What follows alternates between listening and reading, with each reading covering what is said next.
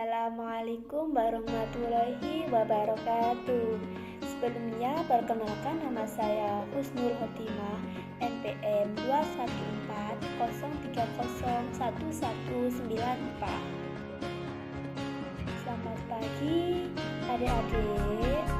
Pada pertemuan kali ini saya akan menjelaskan materi tentang teks eksposisi. Nah, apa itu teks eksposisi? Ada yang pernah mempelajari teks eksposisi itu sebelumnya? Dulu pas kalian SMP, kalian pasti pernah mempelajari teks eksposisi. Nah, di kelas 10 ini kita akan mengulangi lagi memperdalam tentang teks eksposisi apa. Jadi di kehidupan sehari-hari, kalian pasti sering untuk mengungkapkan pendapat kalian terhadap sesuatu. Misalnya, kalian berpendapat pada hal-hal kecil, seperti kalian ingin agar uang saku kalian dinaikkan, atau kalian berpendapat terhadap penampilan seseorang. Nah, apalagi di Indonesia ini kan kebebasan berpendapat bagi masyarakatnya itu sudah diperbolehkan oleh pemerintah. Asal kalau berpendapat jangan yang anarkis gitu. Jangan misalnya kita sudah diperbolehkan berpendapat, kita pakai kata-kata yang tidak mengenakan hati. Apalagi sekarang kan di zaman serba digital, kita akan lebih mudah berpendapat. Misalnya bermain media sosial, kita akan mengetikkan komentar. Komentarnya ada yang positif, ada yang negatif. Nah, di situ kita akan mempelajari eksposisi. Bagaimana kita berpendapat yang baik dan benar. Teks eksposisi. Nah, meliputi pengertian, ciri-ciri, struktur, dan keempat, ciri-ciri kebahasaannya. Sini pengertian ya di sini.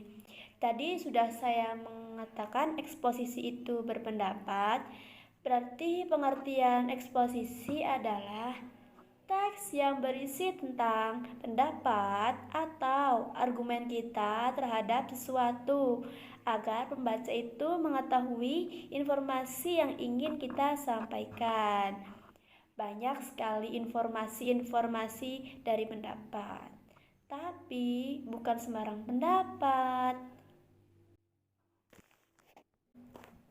Kemudian ada ciri-ciri. Ciri-ciri dari teks eksposisi yang pertama adalah informatif. Tadi ya berisi tentang informasi. Yang kedua adalah berdasarkan fakta. Jadi dalam penyampaian sesuatu kita harus berdasarkan fakta ya, atau keaslian dari kondisi atau keadaan tersebut. Yang ketiga, berusaha untuk mempengaruhi. Jadi ketika kita menuliskan eksposisi, sebenarnya kita itu sedang mempengaruhi pembaca. Mempengaruhi untuk apa? Mempengaruhi untuk pembaca ikut mengamini atau mengiyakan pendapat dari kita yang berdasarkan fakta. Ciri yang keempat yaitu memakai bahasa yang baik dan benar sesuai dengan ejaan. Bahasa baku. Otomatis bahasanya harus bahasa baku ya. Jadi di teks eksposisi itu walaupun berpendapat kita memakainya bahasa yang baku. Beda ya kalau misalnya di kehidupan sehari-hari. Kalian komentar di media sosial artis. Nah, di situ kalian mungkin memakai bahasa-bahasa yang tidak baku, atau kalian juga menuliskan dengan tulisan yang disingkat. Kalau di pelajaran bahasa Indonesia tentu saja tidak boleh ya, adik-adik. Di sini juga ada struktur dari teks eksposisi. seperti kebanyakan teks ya. Teks eksposisi juga memiliki struktur, yakni bagian-bagian apa saja sih yang ada di teks eksposisi. Mari kita pelajari. Yang pertama adalah tesis, pengenalan isu. Jadi, kalau tesis di teks eksposisi itu artinya adalah pengenalan isu pada bagian awal dari teks eksposisi, di mana pada bagian ini kita mengenalkan dulu isu yang akan kita sampaikan, diawali dengan kondisi real saat ini, yang akan menunjukkan kepada inti dari teks yang akan kita sampaikan nanti kemudian. Struktur yang kedua ada argumen. Di bagian ini biasanya yang paling panjang. Kenapa? Karena itu ketika menyampaikan pendapat otomatis kita akan memberikan alasan. Nah, alasan ini pasti berisi bukti, fakta, data-data yang akan mendukung agar pendapat kita itu nanti bisa meyakinkan orang lain dengan alasan yang logis tentunya ya. Yang ketiga adalah rekomendasi atau penegasan ulang. Bagian akhir kesimpulan. Apa yang sudah disampaikan di awal tadi, kenapa saya mengungkapkan pendapat tersebut? Begitu.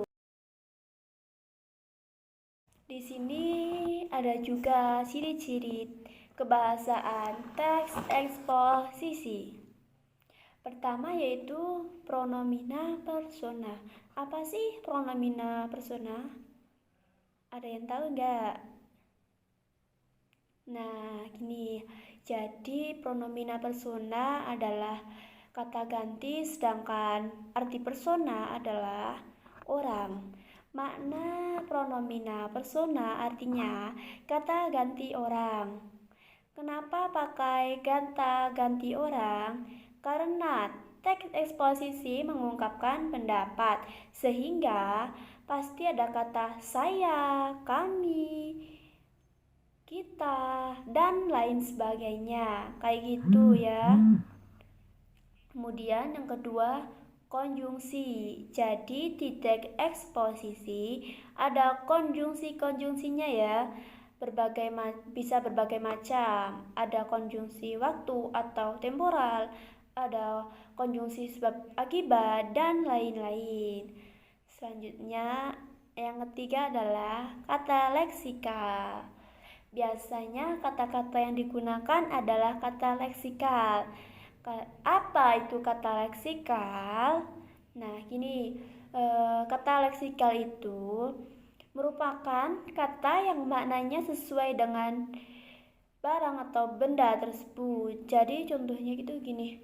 Makna leksikal itu contohnya ada meja, yaitu meja adalah tempat untuk bisa menulis gitu kan, tempat dimana kita bisa meletakkan benda-benda di meja. Atau kata leksikal misal digabungkan meja hijau gitu. Kalau makna leksikal berarti benar-benar meja yang berwarna hijau. Bisa dimengerti adik-adik atau ada yang mau ditanyakan? Kalau enggak, ini teruskan yang keempat yaitu fakta. Tadi udah diungkapkan ya, dari teks eksposisi sendiri itu ada faktanya gini, yang membuat benar-benar bisa diterima oleh pembaca karena ada alasan yang benar-benar fakta kayak gitu. Contohnya kalau saya bilang remaja sekarang wajib memakai gawai atau gadget.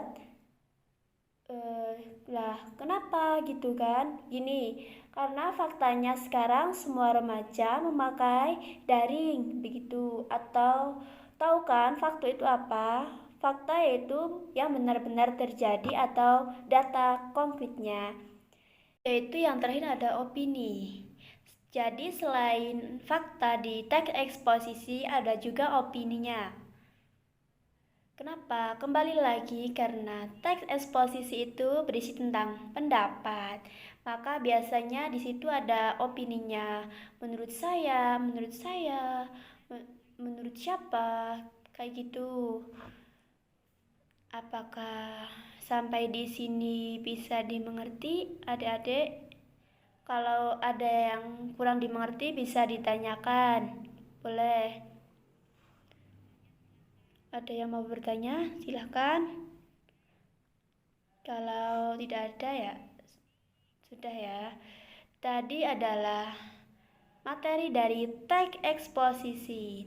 Teks eksposisi adalah teks yang menyatakan pendapat. Ingat ya. Sekian pertemuan hari ini. Saya memohon maaf apabila ada kesalahan kata yang saya ucap. Wassalamualaikum warahmatullahi wabarakatuh.